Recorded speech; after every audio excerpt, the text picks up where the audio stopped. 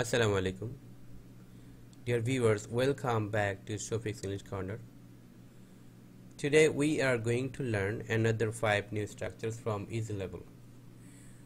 প্রিয় বন্ধুরা, আজকে আমরা ইজি লেভেল থেকে আরো নতুন 5টি স্ট্রাকচার শিখব। সো আশা করছি আপনারা শুরু থেকে শেষ পর্যন্ত ভিডিওটি সুন্দরভাবে দেখবেন এবং নিজেরা অনেক বেশি সেন্টেন্স লিখে লিখে প্র্যাকটিস করবেন। Let's see.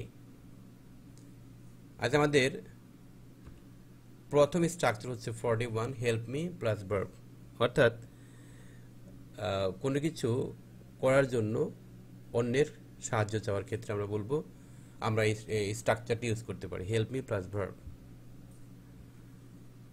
42 here are, here are. 43 here is. 44 I also plus verb, and 45 I always plus verb. চলুন এক্সাম্পলস দেখে নেওয়া যাক। হেল্প মি প্লাস ভার্ব, সাধারণত কোনো কিছু করার জন্য কারোর কাছে যখন সাহায্য চাইবো সেক্ষেত্রে আমরা বলবো help me. Let's see. Help me clean out the garage. Again, help me clean out the garage. প্রিয় বন্ধুরা, আপনারা যারা মোটামুটি ইংরেজি পারেন তারা জানেন যে হেল্প মির পর এখানে একটি ইনফিনিটিভ টু বসার কথা, টু। যখন এই টুটা থাকবে না তখন এটাও কিন্তু ইনফিনিটিভ ভার্ব, কিন্তু টু যখন থাকবে না তখন আমরা ধরে নেব এটা হচ্ছে বেয়ার ইনফিনিটিভ, এটা হচ্ছে bare infinitive. Another one, help me wash the floor. Help me wash the floor. Help me water the plants. Help me water the plants. অর্থাৎ চারা গাছগুলোতে পানি দিতে আমাকে হেল্প করো। Help me carry the bags. Help me carry the bags. Help me make a list of the candidates. Again, help me make a list of the candidates. Help me find out what you want. Again, help me find out what you want. অর্থাৎ তুমি যা চাও সেটা আমাকে খুঁজে পেতে help করো। Help him cross the road, অর্থাৎ তাকে রাস্তাটি পার হতে হেল্প করো। Help them solve the problem. Again, help them solve the problem. 42তে কি রয়েছে? হিয়ার আর, অর্থাৎ যখন কোনো কিছু ধরিয়ে দেওয়া, এগিয়ে দেওয়া, হাতে তুলে দেওয়ার ক্ষেত্রে আমরা এটা বলবো। কোন ক্ষেত্রে? যখন দেখব আমরা যা দিচ্ছি অন্য কাউকে, যদি সে বস্তুটি প্লুরাল হয় তাহলে আমরা বলবো here are. Let's see. Here are your kids. এই নিন আপনার বাচ্চারা। Here are your kids. Here are your mistakes. এই হচ্ছে আপনার ভুলগুলি। অর্থাৎ যখন কাউকে অনেক বেশি ভুল ধরিয়ে দিব আমরা বলবো here are your kids, here are your mistakes. Again, here are your mistakes. Here are your text books. যখন কাউকে কারো বই তাকে ফেরত দিব বা তাকে দিব, এগিয়ে দিব, তখন বলবো here are your text books.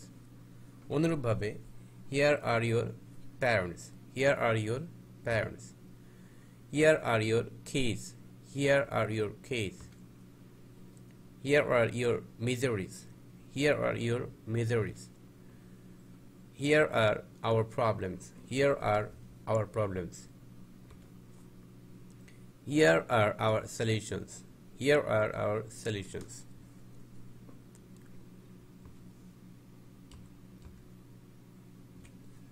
Forty-three, here is.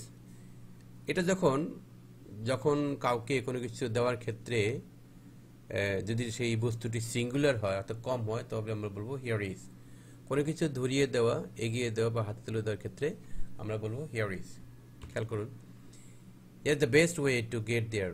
Here is the best way to get there, অর্থাৎ সেখানে যাওয়ার এটাই সবচেয়ে সেরা পথ।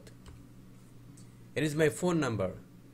Here is my phone number, অর্থাৎ এই যে এই নিন, এই হচ্ছে আমার ফোন নাম্বার। অনুরূপভাবে here is your birth certificate. Here is your birth certificate. এই নাও তোমার জন্ম সনদ। Here is the answer. Again, here is the answer of your question. আরেকবার, here is the answer of your question. এই নাও তোমার প্রশ্নের উত্তর। Here is the solution of your problem. Here is the solution of your problem. Here is your parcel. Here is your parcel. অর্থাৎ যখন কেউ কুরিয়ারে বা কোনো কিছুতে যখন পার্সেল পাঠায়, তখন যখন আমরা পার্সেলটা রিসিভ করি তখন সাধারণত সেখানে অফিসাররা বলবে কি, হিয়ার ইজ ইউর পার্সেল, এই নিন আপনার parcel. Here is the link of my Facebook account. Again, here is the link of my Facebook account, অর্থাৎ এই নিন, এই হচ্ছে আমার ফেসবুক অ্যাকাউন্টের একটি link. Here is the news of your result. Again, here is the news of your result. I also plus verb. কোনো বিষয়ে সহমত পোষণ করা বোঝায়, অর্থাৎ যখন একই কাজ আমিও জানি বা আমিও পারি বা আমিও শুনেছি বা আমিও করব, সেক্ষেত্রে বলবো I also plus verb. Let's see. I also thought him innocent. আমিও তাকে নিষ্পাপ মনে করেছিলাম বা ভেবেছিলাম। I also called him a hero. আমিও তাকে হিরো বলে ডেকেছিলাম। We also had a similar story. আমরাও একই ধরনের গল্প শুনেছিলাম। We also bought a new car like yours. এখানে কিন্তু your নয়, yours, অর্থাৎ your কারকে মিন করা হচ্ছে। এটা হচ্ছে পসেসিভ প্রোনাউন আর কি। সেক্ষেত্রে বলবো we also bought a new car like yours. He also does the same mistake. সেও একই ধরনের ভুল করে। She is also in a dilemma like you. Again, sorry, like me. আরেকবার, she is also in a dilemma like me. তিনিও আমার মতোই উভয় সংকটে। We are also in same condition. We are also in same condition. I also have a nice car. I also have a nice car. 45. I always plus verb. কোনো কিছু সর্বদা হয়, ঘটে বা ঘটতো এমনটি বোঝায়। খেয়াল করুন, I always brush my teeth before I go to bed. আমি সর্বদাই ঘুমোতে যাওয়ার আগে আমি আমার দাঁত ব্রাশ করি বা করে থাকি। I always respect my superiors. I always respect my superiors. আমি সর্বদাই আমার বড়দের শ্রদ্ধা করে থাকি। I always try to help my mom when she cooks. আমি সর্বদাই মা যখন রান্না করেন তখন তাকে হেল্প করার চেষ্টা করে থাকি। I always want to see my kids above want. আমি সর্বদাই আমার সন্তানদেরকে অভাবের উপরে দেখতে চাই বা অভাব মুক্ত দেখতে চাই। I always expect to see my friends happy. আমি সর্বদাই আমার বন্ধুদেরকে হ্যাপি দেখতে চাই। I always thought everything would be alright. আমি সর্বদাই ভাবতাম সব কিছুই ঠিক হয়ে যাবে। He always lied whenever he spoke to me. যখনই সে কথা বলতো আমার সাথে মিথ্যা বলতো। She always follows the traffic rules when she drives. সে সর্বদাই গাড়ি চালাতে গিয়ে সে ট্রাফিক রুলস কি করে ফলো করে। So thanks for watching. আশা করছি ভিডিওটি ভালো লেগেছে।